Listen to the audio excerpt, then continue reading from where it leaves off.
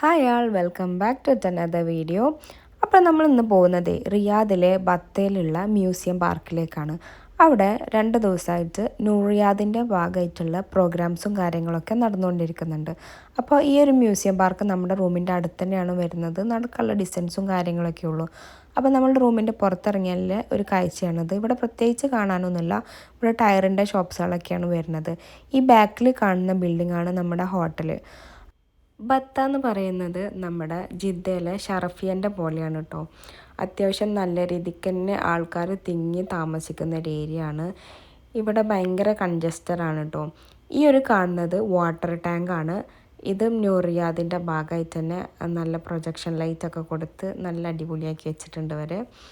പിന്നെ റിയാദ് തന്നെ എനിക്ക് കമ്പാരിറ്റീവ്ലി ഞാൻ ജിദ്ദനായിട്ട് കമ്പയർ ചെയ്ത് നോക്കുമ്പോൾ കുറച്ച് ട്രാഫിക്കും ബ്ലോക്കും കാര്യങ്ങളൊക്കെ കൂടുതലാണ്. ബത്ത ഒന്നും കൂടി കൺജസ്റ്റഡ് ഏരിയ ആണ്. അതുകൊണ്ട് തന്നെ നമ്മുടെ സ്വന്തം വണ്ടി എടുത്തിട്ട് നമ്മൾ പോകുന്നത് കുറച്ച് റിസ്ക്കാണ്. അടുത്തുള്ള ഏരിയയൊക്കെ ആണെന്നുണ്ടെങ്കിൽ നടക്കാനുള്ള ഡിസ്റ്റൻസ് ആണെന്നുണ്ടെങ്കിൽ നടക്കുന്നതാണ് ഏറ്റവും ബെറ്റർ ഓപ്ഷൻ. ഇവിടെ സൗദിൻ്റെ ഫ്ലാഗും കാര്യങ്ങളൊക്കെ വെക്കുന്നുണ്ട്. നമ്മളിപ്പോൾ ഈ മ്യൂസിയം പാർക്ക് നമ്മുടെ റൂമിൻ്റെ അടുത്തായതുകൊണ്ട് തന്നെ നമ്മൾ നടന്നിട്ടാണ് പോകുന്നത്. കാറും കാര്യങ്ങളൊന്നും എടുത്തിട്ടുണ്ടായിരുന്നില്ല.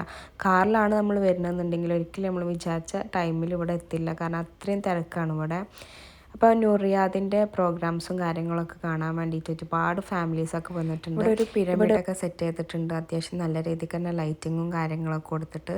ഈ ഒരു സംഭവം നമ്മൾ ഡയറക്റ്റ് കാണുന്നതാണ് ഒന്നും കൂടി ഭംഗി. ലൈറ്റിങ്ങും കാര്യങ്ങളൊക്കെ കൊടുത്തതുകൊണ്ട് തന്നെ നമ്മൾ വീഡിയോസ് എടുക്കുമ്പോൾ അത്ര ഒരു ഭംഗി വീഡിയോസിൽ എനിക്ക് തോന്നിയിട്ടില്ല. ഡയറക്റ്റ് കാണാൻ നല്ല അടിപൊളിയായിരുന്നു കേട്ടോ.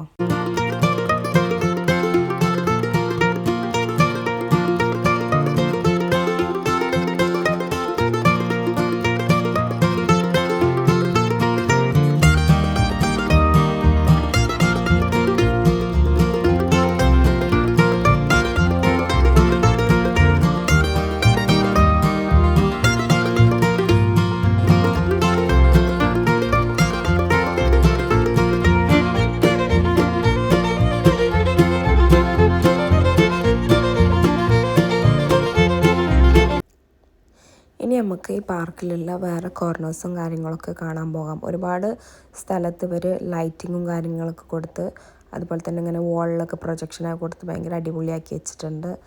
ഈ ഒരു വോള് കാണാൻ ഭയങ്കര അടിപൊളിയായിരുന്നു കേട്ടോ.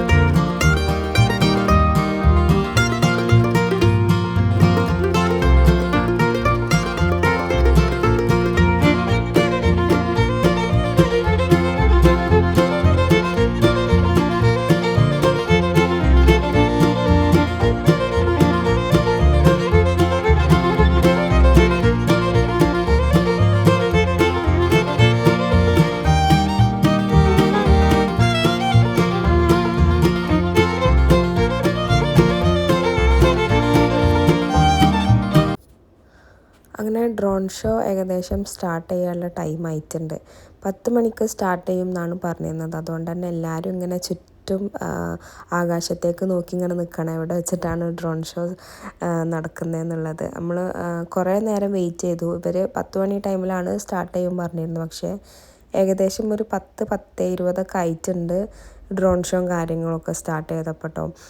അപ്പോൾ കുറേ ഫാമിലീസും ബാച്ചിലേഴ്സും ഫ്രണ്ട്സൊക്കെ ആയിട്ട് കുറേ ആൾക്കാർ വന്നിട്ടുണ്ട്. ചെറിയ മക്കളൊക്കെ ആയിട്ട് വന്നിട്ടുണ്ട്. ഫാസിക്കൊക്കെ ഭയങ്കര കട്ട വെയിറ്റിങ്ങിലാണ്. സൗദിയിൽ ഈ ഒരു ബസ് നിങ്ങൾ കണ്ടിട്ടുണ്ടോ? പല ആൾക്കാരും കണ്ടിട്ടുണ്ടായിരിക്കും. മക്കത്തൊക്കെ ഒരുപാട്, മക്കത്ത് എന്നല്ല ഏകദേശം എല്ലായിടത്തും ഒരുപാട് ഉണ്ട്. 2 ബസ്സിൻ്റെ ലെങ്ത്ത് വരും ഈ ഒരു ബസ് കേട്ടോ, ഒരൊറ്റ ബസ് തന്നെ. അങ്ങനെ അറ്റ് ലാസ്റ്റ് നമ്മുടെ ഡ്രോൺ ഷോ ഇവിടെ സ്റ്റാർട്ടായിട്ടുണ്ട്. പിന്നെ ഈ ഡ്രോൺ ഷോൻ്റെ ഒരു സ്പെഷ്യാലിറ്റി എന്താണെന്ന് വെച്ചാൽ നമ്മുടെ ഡയറക്റ്റ് കണ്ണ് വെച്ചിട്ട് കാണുന്ന ആ ഒരു ഭംഗി ഒരിക്കലും നമ്മൾ ക്യാമറയിലോ അതുപോലെ തന്നെ ഫോണിലൊന്നും എടുത്താൽ കിട്ടില്ല കേട്ടോ. കാരണം ഇത് നേരിട്ട് കാണാൻ വേണ്ടിയിട്ട് ഭയങ്കര അടിപൊളിയായിരുന്നു. പക്ഷെ ആ ഒരു ഭംഗി ഫോണിൽ കിട്ടുന്നുണ്ടായിരുന്നില്ല.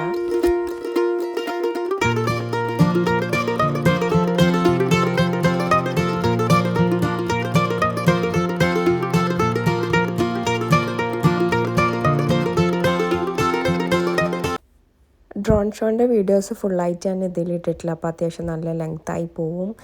അങ്ങനെ ഡ്രോൺ ഷോ കഴിഞ്ഞതിന് ശേഷം നമ്മൾ വീണ്ടും പാർക്കിൻ്റെ ഉള്ളിലേക്ക് തന്നെ കയറി. കാരണം നമ്മൾ ഫുള്ള് കാഴ്ചകളും കാര്യങ്ങളൊന്നും ഇതിൻ്റെ അകത്തുള്ള കണ്ടിട്ടുണ്ടായിരുന്നില്ല. കാരണം അപ്പോക്കിന് ഡ്രോൺ ഷോ സ്റ്റാർട്ടാവുമെന്ന് എഴുതിയിട്ട് നമ്മൾ പുറത്തിറങ്ങിയിരുന്നു റോഡ് സൈഡിലേക്ക്.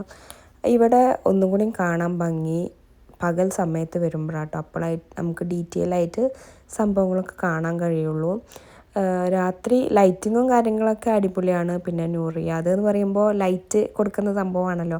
അപ്പോൾ രാത്രി തന്നെയാണ് ഇങ്ങോട്ടേക്ക് നമുക്ക് നൂറിയാദിൻ്റെ ലൈറ്റിങ് കാണാൻ വരാൻ പറ്റുള്ളൂ. പക്ഷേ ഈ ഒരു പാർക്കിൻ്റെ ഭംഗി കാണണമെന്നുണ്ടെങ്കിൽ പകൽ സമയത്ത് തന്നെ വരണം കേട്ടോ. പിന്നെ ഇത് പ്രൊജക്ഷൻ ലൈറ്റ് കൊടുത്തതല്ല, ഇത് സ്ക്രീനാണ്. അത്യാവശ്യം നല്ല ഭംഗിയുണ്ടായിരുന്നു ഈ പെയിൻറ്റ്സും കാര്യങ്ങളൊക്കെ ഇങ്ങനെ മാറുന്ന കാണാൻ. പിന്നെ ഈ ഒരു ഏരിയ കിഡ്സ് ഏരിയ ആണ് കേട്ടോ, കുട്ടികൾക്ക് കളിക്കാനുള്ള ഒരു ഏരിയ ആണ്. നമ്മൾ ആ സൈഡിലേക്ക് പോയി. ഈ ഒരു പാർക്കിൻ്റെ ഓപ്പോസിറ്റ് സൈഡിലായിട്ട് ഇവർ വേറൊരു തീമിൽ ലൈറ്റും കാര്യങ്ങളൊക്കെ സെറ്റ് ചെയ്തിട്ടുണ്ട്. ഇവിടെ മ്യൂസിക്കും കാര്യങ്ങളൊക്കെ പ്ലേ ചെയ്തിട്ടുണ്ടായിരുന്നു കേട്ടോ. അതായത് മ്യൂസിക് സ്ലോ ആവുമ്പോൾ നമ്മുടെ ലൈറ്റ് ബ്ലിങ്ക് ചെയ്യുന്നത് സ്ലോ ആയിട്ടായിരിക്കും. മ്യൂസിക് സ്പീഡ് കൂടുമ്പോൾ ലൈറ്റും കാര്യങ്ങളും ബ്ലിങ്ക് ചെയ്യുന്നത് സ്പീഡ് കൂടും. അത്യാവശ്യം നല്ല അടിപൊളി ഒരു വ്യൂവും കാര്യങ്ങളൊക്കെ ആയിരുന്നു കേട്ടോ ഇവിടെ. അങ്ങനെ നമ്മൾ കുറച്ച് നേരം ഇവിടെ സ്പെൻഡ് ചെയ്തതിന് ശേഷം പിന്നെ നമ്മൾ നേരെ റൂമിലേക്ക് പോയി. അപ്പോൾ